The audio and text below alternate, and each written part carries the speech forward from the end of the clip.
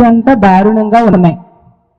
ప్రజలకి రక్షణ ఉండట్లేదు, మహిళలకు భద్రత ఉండని పరిస్థితి. వీళ్ళు ఏం చెప్పారు? వీళ్ళు అధికారంలోకి వచ్చాక ఆంధ్రప్రదేశ్ని సన్ రైజింగ్ స్టేట్గా మార్చుతామని చెప్పారు. కానీ ఈరోజు ఈ 18 నెలల్లో మనకు అర్థమైంది ఏంటంటే ఈ ఆంధ్రప్రదేశ్ని క్రైమ్ రైజింగ్ స్టేట్గా మార్చేశారు. ఎందుకంటే కూటమి ప్రభుత్వం అధికారంలోకి వచ్చాక దాడులు, అత్యాచారాలు, హత్యలు, అలాగే భూ కబ్జాలు, ఆర్థిక నేరాలు ఎంతగా పెరిగిపోతూ ఉన్నాయో మనం చూస్తూ ఉన్నాం. అంత దారుణమైన పరిస్థితులు ఈ రాష్ట్రంలో నెలకొని ఉన్నాయి. ఈ విషయాన్ని ముందు నుంచి కూడా మేము చెప్తూ ఉన్నాము. అదే విషయాన్ని నిజం చేస్తూ మొన్న కలెక్టర్స్ కాన్ఫరెన్స్లో కూడా అదే విషయం డేటాతో సహా బయటపడింది. ముఖ్యంగా అమిత్ షా గారు లేఖ రాశారు చంద్రబాబు నాయుడు గారికి. దానిలోనే అర్థమవుతుంది ఎంత దారుణంగా ఈ రాష్ట్రంలో మహిళల రక్షణ అనేది గాలి కొదిలేశారు, ప్రజల రక్షణ అనేది ఎంత దారుణంగా గాలి కొదిలేశారు. ఈ రాష్ట్రంలో తీసుకుంటే నేరాలకు, క్రూరాలకు అంటే క్రూరత్వానికి అడ్డాగా మారిపోయింది ఈ కూటమి పాలనలో. నేరస్తులు, దోపిడీదారులు, అత్యాచారాలు చేసేవారు, హత్యలు చేసేవారు, ఇలాంటి వాళ్ళందరికీ కూడా షెల్టర్ జోన్గా ఆంధ్రప్రదేశ్ రాష్ట్రం ఈరోజు మారిపోయిన పరిస్థితి. నేరస్తుల వలన క్రైమ్ రేట్ పెరగడమే కాకుండా ఈ నేరస్తుల్లో ఎక్కువగా తెలుగుదేశం పార్టీ నాయకులు, కార్యకర్తలు ఉండడం అత్యంత దురదృష్టకరం, అత్యంత సిగ్గుచేటు. ఈరోజు తీసుకుంటే మంత్రుల తాలూకా పిఏలు, మంత్రుల తాలూకా అనుచరులు, ఎమ్మెల్యేలు, వాళ్ళ అనుచరులు, తెలుగుదేశం పార్టీ నాయకులు, కార్యకర్తలు వాళ్ళ వల్లనే ఈరోజు మహిళలకి రక్షణ లేని పరిస్థితి మనం అడుగడుగునా చూస్తూ ఉన్నాం. అంత దారుణంగా విచ్చలవిడిగా అఘాయిత్యాలు, అత్యాచారాలు, వేధింపులు తెలుగుదేశం పార్టీ నాయకులే ఎక్కువగా చేస్తూ ఉన్నారు.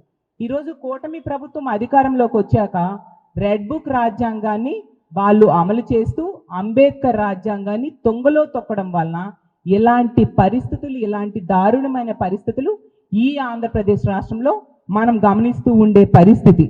ఈ 18 నెలల్లో గతంలో ఎన్నడూ లేనట్టుగా క్రైమ్ రేట్ పెరిగిపోయింది, శాంతి భద్రతలు క్షీణించిన పరిస్థితి మనం చూస్తూ ఉన్నాము. అలాగే ఈ కలెక్టర్ కాన్ఫరెన్స్లో ఈ రాష్ట్రంలో ఈ గత ఏడాదిలోనే 1458 మహిళల మీద రేపులు అంటే అత్యాచారాలు చేయడం జరిగింది. అలాగే వేధించబడిన మహిళలు 5035 మంది మహిళలకు వేధించడం జరిగింది. అంటే ఎంత దారుణమైన పరిస్థితులు నెలకొన్నాయో అర్థం చేసుకోవచ్చు. సాక్షాత్తు ముఖ్యమంత్రి చంద్రబాబు నాయుడు గారి నివాసం ఉంటున్న జిల్లాలోనే మహిళల మీద 11% నేరాలు పెరిగాయి. అంటే చంద్రబాబు నాయుడు గారు ముఖ్యమంత్రిగా ఉన్న అతని నీడలో కూడా మహిళలకు రక్షణ లేదు. ముఖ్యమంత్రి సాక్షిగా మహిళల మీద నేరాలు, ఘోరాలు ఇంతగా జరుగుతున్నాయి అనే విషయం స్పష్టంగా అర్థమవుతుంది. ముఖ్యమంత్రి చంద్రబాబు నాయుడు గారు, మంత్రి అయిన లోకేష్ గారు నివాసం ఉంటున్న జిల్లా కూడా అదే గుంటూరు జిల్లాలో ఈరోజు 11% నేరాలు మహిళల మీద పెరగడం జరిగింది. అలాగే హోంమంత్రి అనిత గారు ఇన్ఛార్జిగా ఉంటున్న విజయనగరం జిల్లాలో కూడా దారుణంగా మహిళల మీద నేరాలు 19% పెరగడం జరిగింది. అది కలెక్టర్ కాన్ఫరెన్స్లో మీరిచ్చిన డేటాయే. అంటే ఎంత దారుణంగా శాంతి భద్రతలు ఈ రాష్ట్రంలో దిగజారిపోయాయి అనే విషయం ఈ రాష్ట్ర ప్రజలు అర్థం చేసుకోవాల్సిందిగా కోరుతున్నాను. ఈరోజు నిజంగా ఈ కూటమికి ఓట్లేసిన ప్రజలు బాధపడుతున్నారు. ఎందుకు ఓట్లేసామా, ఇలాంటి ప్రభుత్వానికి తెచ్చుకున్నామని ఈరోజు బాధపడే పరిస్థితి. మహిళలకి ఇంట్లో రక్షణ లేదు, బయట రక్షణ లేదు, పని ప్రదేశంలో కూడా రక్షణ లేని పరిస్థితులు మనకు అడుగడుగునా కనిపిస్తూ ఉన్నాయి. నిజం చెప్పాలంటే హోంమంత్రి ఒక మహిళ అయి ఉండి ఈ హోంమంత్రిగా ఈ రాష్ట్రానికి ఉండి, అలాగే ముఖ్యమంత్రిగా చంద్రబాబు నాయుడు గారు ఉండి ఇలాంటి పరిస్థితులు ఉంటే నిజంగా ఈ ప్రభుత్వం సిగ్గుతో తలదించుకోవాలని నేను తెలియజేస్తూ ఉన్నాను. నిజం చెప్పాలంటే అమిత్ షా గారి లేఖ చంద్రబాబు నాయుడు గారికి రాశారు. మాట్లాడితే చంద్రబాబు నాయుడు గారు చెప్తూ ఉంటారు, ఇలా ఎవరికైనా ఆపద వస్తే 10 నిమిషాల్లోనే వాళ్ళకి రక్షించేస్తాము అనేసి అబద్ధాలు చెప్తూ ఉంటారు. అది అబద్ధాలని మేం చెప్పడం కాదు, అమిత్ షా గారు రాసిన లేఖలో చంద్రబాబు నాయుడు గారు ఈ కూటమిలో ఉన్న వాళ్ళు చెప్తున్నవన్నీ కూడా అబద్ధాలు అని స్పష్టంగా అర్థమవుతుంది. ఎందుకంటే ఈ దేశంలో నేషనల్ యావరేజ్ 18 నిమిషాలు 112 ఎమర్జెన్సీ కాల్ సెంటర్కి కాల్ చేస్తే రెస్పాండ్ అయ్యే సమయము నేషనల్ యావరేజ్ 18 నిమిషాలు అయితే ఏపీ యావరేజ్ 25.50 నిమిషాలు, అంటే ఇంచుమించు 26 నిమిషాల్లో మన ఆంధ్రప్రదేశ్ రాష్ట్రంలో పోలీసులు రెస్పాండ్ అవుతున్నారనమాట. అంటే నేషనల్ యావరేజ్ కంటే ఎంత దారుణంగా వీళ్ళ రెస్పాండ్ అయ్యే టైం ఉంది. ఈ రాష్ట్రంలో ప్రజలు కానీ మహిళలు కానీ 112కి ఫోన్ చేసి రక్షించండి మేము ఆపదలో ఉన్నాము అని మొరపెట్టుకుంటే వాళ్ళు 26 నిమిషాల వరకు స్పందించట్లేదు. ఎందుకు మహిళలంటే మీకు ఎంత చిన్న చూపు, మహిళలంటే ఎందుకు ఎంత నిర్లక్ష్యము, ఎంత దారుణంగా మహిళల భద్రత ఎందుకు గాలికి వదిలేశారు, మళ్ళీ తిరిగి అబద్ధాలు 10 నిమిషాల్లో స్పందిస్తామని చెప్పి ప్రజల్ని మభ్య పెట్టడానికి మీరు ప్రయత్నిస్తూ ఉన్నారు. అదే మా జగన్మోహన్ రెడ్డి గారి టైంలో తీసుకుంటే పోలీసులకు ఫోన్ చేసిన 3 నుంచి 5 నిమిషాల్లో వెంటనే స్పందించి రక్షణ కల్పించేవారు. కానీ ఈరోజు ఇంత దారుణంగా దేశంలోనే దారుణంగా ప్రజలు ఇచ్చే కంప్లైంట్కి కాల్ సెంటర్కి కాల్ చేస్తే 26 నిమిషాల వరకు మీరు స్పందించట్లేదంటే పోలీస్ వ్యవస్థ ఉందా లేదా, ముఖ్యమంత్రి గారు ఉన్నారా లేదా, హోంమంత్రి ఉన్నారా లేదా, అర్థం కాని దురదృష్టకరమైన పరిస్థితులు ఈరోజు ఈ రాష్ట్రంలో నెలకొని ఉన్నాయి. దానికి ఎన్నో ఉదాహరణలు మొన్ననే చూసాం. మంత్రి సంధ్యారాణి గారి పిఏ ఎంత దారుణంగా ఒక ప్రభుత్వ ఉద్యోగిని వేధిస్తే ఆమె పోలీస్ స్టేషన్కి వెళ్ళి కంప్లైంట్ ఇచ్చింది. అలాగే మీడియా ముందుకు వచ్చి ఏడ్చి తన బాధని చెప్పుకోవడం జరిగింది. కనీసం పోలీసులు స్పందించారా? తిరిగి ఆమెకి పోలీస్ స్టేషన్స్ చుట్టూ తిప్పడం జరిగింది, హాస్పిటల్ తీసుకెళ్లి పరీక్షలు చేశారు, కోర్టు ముందు స్టేట్మెంట్ ఇప్పించారు. మరి ఈ పని చేసిన సంధ్యారాణి గారి పిఏకి ఎటువంటి శిక్ష మీరు వేశారు? కనీసం అరెస్ట్ చేశారా? అతనికి పోలీస్ స్టేషన్కి తీసుకొచ్చారా? అతనికి హాస్పిటల్కి కానీ కోర్టు ముందు కానీ హాజరుపరిచారా అని నేను అడుగుతున్నాను. అంటే బాధించిన వాళ్ళు కాకుండా బాధించబడిన వాళ్ళకే మీ ప్రభుత్వంలో శిక్షలు ఉంటాయి, ఈ విధంగా వేధింపులు ఉంటాయి అనడానికి తాజా ఉదాహరణ. ఎంత దారుణంగా ప్రభుత్వ ఉద్యోగి అయిన మహిళ ఈ విధంగా ఒక మంత్రి పిఏ వలన వేధించబడితే కనీసం రెస్పాండ్ కాని పరిస్థితి మనం చూస్తూ ఉన్నాము. అలాగే పోలీసులు రెస్పాండ్ కావట్లేదు అనడానికి ఎన్నో సంఘటనలు తీసుకుంటే రాంబిల్లిలో మనం చూసాం. ఒక అమ్మాయిని ఒక అబ్బాయి వేధిస్తూ ఉంటే అతను అరెస్ట్ అయ్యి మళ్ళీ బయటకు వచ్చి ఆ అమ్మాయిని వేధించడం ప్రారంభించాడు. ఆ ఇంట్లో వాళ్ళు కంప్లైంట్ ఇస్తే పోలీసులు రెస్పాండ్ కాకపోతే ఆ వ్యక్తి వచ్చి ఇంటికి వచ్చి ఆ అమ్మాయికి పీక కోసి చంపేయడం జరిగింది. అంటే ఈ రాష్ట్రంలో పోలీస్ వ్యవస్థ ఎంత దారుణంగా ఉందో, మహిళల రక్షణ ఏ విధంగా గాలికి వదిలేశారో మనం అర్థం చేసుకోవచ్చు. అలాగే మొన్ననే చూసాం, అనంతపురం డిస్ట్రిక్ట్ పెనుగొండలో ఒక అమ్మాయి గిరిజన విద్యార్థి 14 సంవత్సరాల గిరిజన విద్యార్థి కనిపించట్లేదని తల్లిదండ్రులు కంప్లైంట్ ఇస్తే ఎటువంటి చర్యలు తీసుకోవడం వలన ఆమె మీద అత్యాచారం చేసి హత్య చేసేశారు. మేము వెళ్ళడం కూడా జరిగింది. గొడ్లవల్లేరు ఇంజనీరింగ్ కాలేజ్లో హిడెన్ కెమెరాలు పెట్టి మహిళల్ని బాత్రూమ్స్లో హిడెన్ కెమెరాలు పెట్టి ఏ విధంగా ఇబ్బంది పెట్టారు అనే విషయం మనం చూసాం. అంటే వీళ్ళు సరిగ్గా ఇలాంటి కాల్ సెంటర్కి ఫోన్ చేసేటప్పుడు పోలీసులు స్పందించట్లేదు అనేది ఇలా ఎన్నో సంఘటనలు, రోజుకొక సంఘటనలు మనం ఉదాహరణగా చెప్పొచ్చు. ఎంత దారుణమైన పరిస్థితులు నెలకొని ఉన్నాయి. అందువల్లే అమిత్ షా గారు లెటర్ రాసి మరి చంద్రబాబు నాయుడు గారికి ఏకి పారేయడం జరిగింది.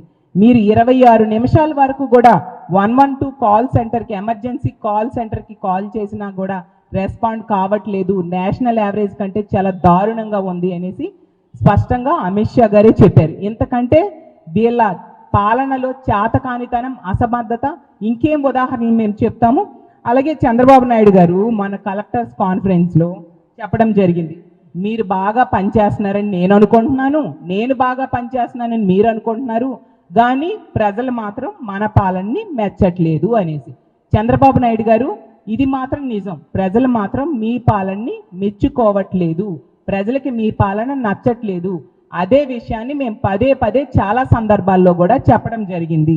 ఏమంటే మీరు చెప్పారు డేటా డ్రివెన్ గవర్నెన్స్ మాది అనేసి గొప్పలు చెప్పుకుంటూ ఉన్నారు. ఏమని చెప్తున్నారు? డేటా డ్రివెన్ గవర్నెన్స్ అంట. కానీ తీసుకుంటే దోపిడీ డ్రివెన్ డిజాస్టర్ గవర్నెన్స్ అనేసి క్లియర్గా స్పష్టంగా ప్రజలకి ఈరోజు రాష్ట్రంలో అర్థమైన పరిస్థితి. ఎందుకంటే ఈరోజు ఈ రాష్ట్ర చరిత్రలో తీసుకుంటే కేవలం 18 నెలల్లో ఎంత వ్యతిరేకత వచ్చిన ప్రభుత్వం గతంలో ఎన్నడూ చూడలేదు.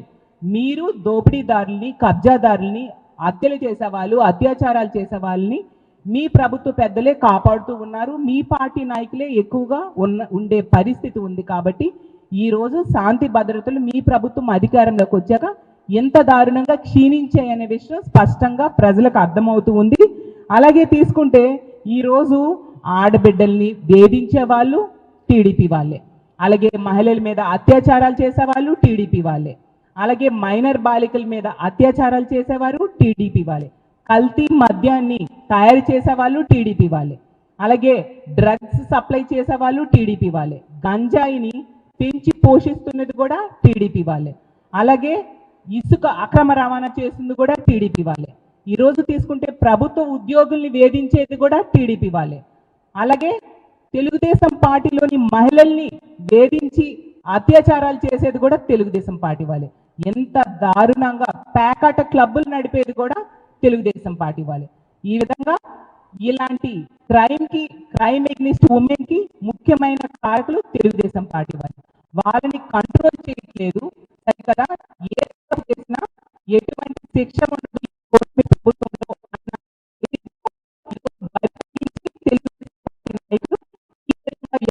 ఉండే పరిస్థితి మనకి క్లియర్ గా స్పష్టంగా అర్థమవుతుంది. ఇలాంటి వాస్తవాలు మనకి కనిపిస్తూ ఉంటే ఇంకోవైపు మంత్రులు సంబరాలు చేసుకుంటూ ఉన్నారు. చంద్రబాబు నాయుడు గారు గట బిజినెస్ రిఫార్మర్ అవార్డు వచ్చింది, నాయుడుగిరి అనేసి దేశమంతా కూడా మెచ్చుకుంటున్నారు, అతనికి ప్రశంసిస్తున్నారు అనేసి తెలుగుదేశం పార్టీ మంత్రులు, ఈ కూటమిలో ఉన్న మంత్రులు, నాయకులు సంబరాలు చేసుకుంటూ ఉన్నారు. నాయుడుగిరి అంటే ఏంటి, దాని ఫలితం ఏంటి ప్రజలకు తెలియదు. కానీ మీ పాలనలో గోండాగిరి అనేది విచ్చలవిడిగా పెరిగిపోయిందని ప్రజలు అనుకుంటూ ఉండే పరిస్థితి మనకి ప్రతి సందర్భంలో కూడా మనం చూస్తూ ఉన్నాము. ఎందుకంటే ఎంత దారుణంగా లా అండ్ ఆర్డర్ దిగజారిపోయిందని అమిత్ షా గారు చెప్పడమే కాకుండా ప్రతి కలెక్టర్ కాన్ఫరెన్స్ లో కూడా ఇదే విషయం స్పష్టంగా మీ నివేదికలు తెలియజేస్తూ ఉండే పరిస్థితి మనం చూస్తూ ఉన్నాము. ఎంత దారుణంగా ఉంటే ఇలాంటి గోండాగిరి ఈ రాష్ట్రంలో నడుస్తూ ఉంటే, ఇలా శాంతి భద్రతలు దిగజారిపోతే పెట్టుబడులు పెట్టడానికి ఈ రాష్ట్రానికి ఎవరు వస్తారు పెట్టుబడిదారులు చెప్పండి చంద్రబాబు నాయుడు గారే నేను అడుగుతూ ఉన్నాను.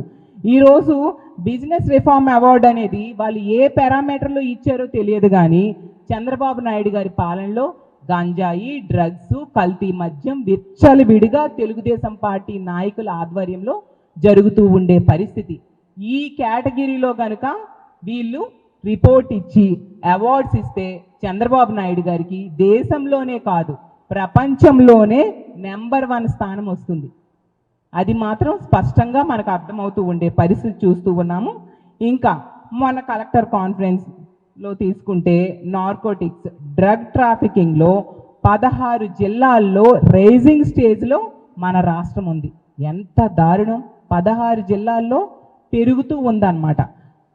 మద్యము, గంజాయి, డ్రగ్స్ వినియోగము, సరఫరా పెరుగుతూ ఉండే పరిస్థితి ఈ రాష్ట్రంలో ఉందని కలెక్టర్స్ కాన్ఫరెన్స్లో వాళ్ళే తెలియజేశారు.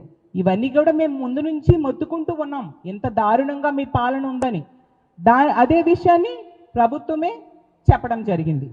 ఈరోజు తీసుకుంటే డ్రగ్స్, గంజాయి, కల్తీ ఇల్లీగల్ లిక్కర్ ఎంత దారుణంగా పెరిగిందంటే శ్రీకాకుళం జిల్లాలో 213% గ్రోత్ ఉంటే నెల్లూరు జిల్లాలో 121% గ్రోత్. అలాగే తీసుకుంటే కోనసీమలో 72%, ఏలూరులో 50% గ్రోత్, కర్నూలులో 50%, గుంటూరులో 44%, ప్రకాశంలో 37%, కాకినాడలో 36.4%, వెస్ట్ గోదావరిలో 36.4%, విజయనగరంలో 28.4%. ఇవన్నీ గ్రోత్ ఇంత ఎక్కువ పెరిగిపోయాయి అన్నమాట. అలాగే ఎన్టీఆర్ డిస్ట్రిక్ట్లో 24.3%, కృష్ణాలో 20%, పల్నాడులో 6.7%, అన్నమయ్యలో 5.9%, తిరుపతిలో 1.3%. ఇలా 16 డిస్ట్రిక్ట్స్లో దారుణంగా వీటి గంజాయి, డ్రగ్స్, మద్యము ఎంత దారుణంగా పెరిగిపోయాయని మీరిచ్చిన రిపోర్ట్లో ఉందంటే ఈ రాష్ట్రంలో మరి నేరాలు జరగక ఏం జరుగుతుంది? వీటిని అరికట్టడంలో మీరు విఫలమవడం వలన వీటికి బానిసయ్యి మహిళల మీద, ప్రజల మీద దాడులు ఎక్కువైపోయిన పరిస్థితి మనం చూస్తూ ఉన్నాము. ఈరోజు ఇలాంటి పరిస్థితులు ఈ రాష్ట్రంలో ఉన్నాయి కాబట్టే మద్యము, గంజాయి, డ్రగ్స్ విచ్చలవిడిగా దొరుకుతూ ఉంది కాబట్టే ఈరోజు రోజుకి 70-80 మంది మహిళల మీద అఘాయిత్యాలు జరుగుతున్నాయని మీరిచ్చిన రిపోర్ట్లోనే ఉంది. అంటే గంటకి 3-4 మహిళల మీద అఘాయిత్యాలు, అత్యాచారాలు, హత్యలు జరుగుతూ ఉండే పరిస్థితి. మరి మహిళలకి రక్షణ ఎలా ఉంటుంది? మీరు వీటన్నిటిని కంట్రోల్ చేయకపోతే ఈ రాష్ట్రంలో మహిళలు జీవించాలా వద్దా అర్థం కాని పరిస్థితి. వలసలు వెళ్ళిపోయే పరిస్థితి రానున్న రోజుల్లో మహిళలకి ఈ రాష్ట్రంలో నెలకొని ఉంటుందని తెలియజేస్తూ ఉన్నాను. నిజంగా ఎంత దారుణమైన పరిస్థితులు ఉన్నాయనేసి మీరే చెప్తూ ఉంటే మీరు ఎందుకు అరికట్టడంలో విఫలమవుతూ ఉన్నారు? అసలు ముఖ్యమంత్రి ఉన్నారా? హోంమంత్రి ఉన్నారా? పోలీస్ వ్యవస్థ ఈ రాష్ట్రంలో ఉందా లేదా? మాట్లాడితే హోంమంత్రి గారు ఒక మహిళా హోంమంత్రి మా జగనన్న మీద తిట్టడంలో ఆవిడ ముందు ఉంటారు, ప్రెస్ మీట్స్ పెట్టి మరి రోజు తిడుతూ ఉంటారు. మరి వీటన్నిటికీ హోంమంత్రి గారు, ఈ రాష్ట్ర హోంమంత్రి గారైన అనిత గారు సమాధానం చెప్పాలా లేదా? అసలు సమాధానం చెప్పే ధైర్యం ఉందా మీకు? హోంమంత్రి, కేంద్ర హోంమంత్రి అమిత్ షా గారు రాసిన లేఖకి నిజంగా సిగ్గుతో మీరు తలదించుకోవాలి. దానికి సమాధానం చెప్పాల్సిన ధైర్యం మీకు ఉందా అనిత గారు అని నేను అడుగుతూ ఉన్నాను. అలాగే తీసుకుంటే మొన్ననే చెప్పడం జరిగింది, కేంద్ర హోంశాఖ నివేదికలో మన ఆంధ్రప్రదేశ్ రాష్ట్రం బిఎన్ఎస్ఎస్ చట్టాల అమలులో 36వ స్థానానికి, అత్యంత అట్టడుగు స్థానానికి దిగజారిపోయింది ఆ నివేదికలో. మరి దీనికి కారణం ఏంటి? సమాధానం చెప్పే ధైర్యం మీకు ఉందా హోంమంత్రి గారు అని నేను అడుగుతూ ఉన్నాను. అలాగే గంజాయి, డ్రగ్స్, అలాగే ఇల్లీగల్ మద్యంలో ఈ రాష్ట్రం ఎంత విచ్చలవిడిగా ఏరులై పారుతున్నాయో మీరు అరికట్టడంలో విఫలమయ్యారు కదా. దీనికి సమాధానం చెప్పే ధైర్యం మీకు ఉందా హోంమంత్రి అనిత గారు అని నేను అడుగుతూ ఉన్నాను. అలాగే మీ తోటి మంత్రి అయిన సంధ్యారాణి గారి పిఏని ఈ రోజు కూడా అరెస్ట్ చేయలేదు కదా. దీనికి కారణం ఏంటి? సమాధానం చెప్పే ధైర్యం మీకు ఉందా అనిత గారు అని నేను అడుగుతున్నాను. మీ చంద్రబాబు నాయుడు గారు నిర్వహించిన సర్వేలోనే ఈ హోమ్ డిపార్ట్మెంట్, ఈ రాష్ట్రంలో హోంశాఖ డీఫంక్షనింగ్ అని వచ్చింది. ముఖ్యమంత్రి గారి సర్వేలో హోంశాఖ పనితీరు అస్సలు బాలేదు, పని చేయట్లేదని ప్రజలు తమ అభిప్రాయం చెప్పారంటే నిజంగా సిగ్గుచేటు అనిత గారు. దీనికి కారణం ఏంటి? సమాధానం చెప్పే ధైర్యం మీకుందా? మీ తోటి మంత్రి అయిన పవన్ కళ్యాణ్ గారే చెప్పారు ఈ ఉత్తరాంధ్రలో ఎమ్మెల్యేలు భూ కబ్జాలకు పాల్పడుతూ ఉన్నారు అనేసి. ఎందుకు వీటిని అరికట్టలేకపోతున్నారు? సమాధానం చెప్పే ధైర్యం మీకుందా అనిత గారు అని నేను అడుగుతూ ఉన్నాను. అసలు మీ తోటి మంత్రి అయిన పవన్ కళ్యాణ్ గారు చెప్పినట్టుగా మీరు హోంమంత్రిగా అత్యంత అసమర్థత ఉన్న హోంమంత్రి ఈ రాష్ట్రానికి ఉన్నారు. అలాగే ఫెయిల్యూర్డ్ హోంమంత్రిగా ఈరోజు ఉన్నారు. నిజంగా సిగ్గుతో తలదించుకోవాలి. ఈ విధంగా ఈ రాష్ట్రంలో ఘోరమైన రిపోర్ట్స్ ఉంటూ ఉంటే ప్రజలు ఎలా జీవిస్తారు? మీకు ఎందుకు ఓట్లేసామని ఈరోజు ప్రజలు బాధపడుతూ ఉన్నారు. వీటన్నిటికీ కారణం ఏంటంటే పోలీసులకు మీరు స్వేచ్ఛ ఇవ్వకపోవడం, రెడ్ బుక్ రాజ్యాంగం అమలు మీద దృష్టి పెట్టి ప్రతిపక్ష నాయకులు, కార్యకర్తలని అక్రమ కేసులు ఇరికించడానికి, అక్రమ అరెస్టులు చేయడానికి ఉపయోగిస్తున్నారు తప్ప వాళ్ళకి స్వేచ్ఛ ఇచ్చి అంబేద్కర్ రాజ్యాంగం అమలయ్యేట్టుగా చేయట్లేదు. కాబట్టి ఇలాంటి దుస్థితి ఈ రాష్ట్రంలో నెలకొని ఉంది. ఎప్పటికైనా ప్రభుత్వం కళ్ళు తెరుచుకొని, ముఖ్యమంత్రి గారు కళ్ళు తెరిచి ఈ రాష్ట్రంలో అంబేద్కర్ రాజ్యాంగం అమలయ్యేట్టుగా పోలీసులకి స్వేచ్ఛ ఇవ్వాల్సిందిగా, అలాగే ఈ ఎమర్జెన్సీ రెస్పాన్స్ టైం ఇంత దారుణంగా ఉంది. నిజంగా ప్రజలు ఏదైనా కష్టం వస్తే, వాళ్ళకి ఏదైనా ఆపద వస్తే కాల్ చేసే 112కి కాల్ చేస్తే ఎంత సమయం తీసుకుంటే, ఎంత నిర్లక్ష్యంగా మీరు రెస్పాండ్ అవుతూ ఉంటే ప్రజలు ఏ విధంగా జీవిస్తారు? ఎప్పటికైనా మీరు బుద్ధి తెచ్చుకొని ప్రజలకి మేలు జరిగేట్టుగా అంబేద్కర్ రాజ్యాంగం అమలయ్యేట్టుగా చేయాల్సిందిగా చంద్రబాబు నాయుడు గారిని కోరుతున్నాను. ఇలాంటి పరిస్థితుల్లో కొనసాగితే మాత్రం ఖచ్చితంగా ఈ రాష్ట్ర ప్రజలు మీకు బుద్ధి చెప్పే సమయం తొందరలోనే వస్తుందని తెలియజేసుకుంటూ సెలవు తీసుకుంటున్నాను. జై హింద్.